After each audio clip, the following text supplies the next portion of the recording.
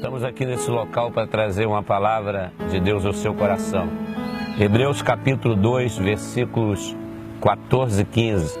E visto como os filhos participam da carne e do sangue, também ele participou das mesmas coisas, para que pela morte aniquilasse o que tinha o império da morte, isto é, o diabo, e livrasse todos os que com medo da morte estavam por toda a vida sujeitos à servidão. Você que está me assistindo agora tem medo da morte? Eu tinha medo da morte, mas hoje eu não tenho mais.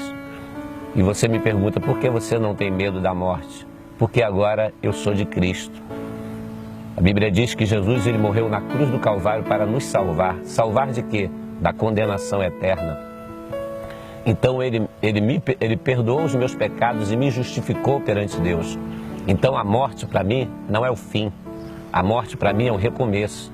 Aqui um dia serei sepultado nesse cemitério ou em outro.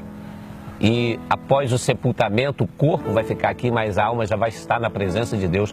E no dia da ressurreição, esse corpo vai ser ressuscitado, incorruptível, imortal. E vai se unir essa alma para viver para sempre na presença de Deus. Então, o salvo, ele não tem medo da morte, porque ele sabe que a morte não é o fim. A morte é um recomeço. É o começo, na verdade, de uma vida plena no céu, onde não há choro, onde não há dor, onde não há enfermidade, onde não há tristeza. E o próprio salmista Davi ele diz no Salmo 23, versículo 5, ainda que eu andasse pelo vale da sombra da morte, não temeria mal algum. Por que ele diz isso?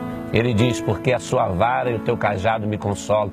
Ele sabia que Jesus era aquele que atravessaria com ele no vale da sombra da morte. Então, a Bíblia fala que Jesus aqui, ele venceu aquele que tinha o império da morte, que era o diabo. O diabo se satisfaz com a morte, porque a morte é o castigo pelo pecado do homem.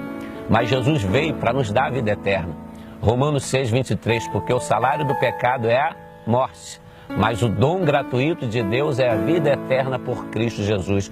Quer você também não temer a morte? Entregue a sua vida para Jesus. Se você não entregar a sua vida para Jesus, no dia que você morrer, você vai para a perdição eterna. Aí você precisa realmente temer. Porque se você morre sem Cristo, você não vai habitar na casa dele. Mas se você morre com Cristo, você vai habitar na presença dele. Então, essa palavra para a sua meditação. Um abraço.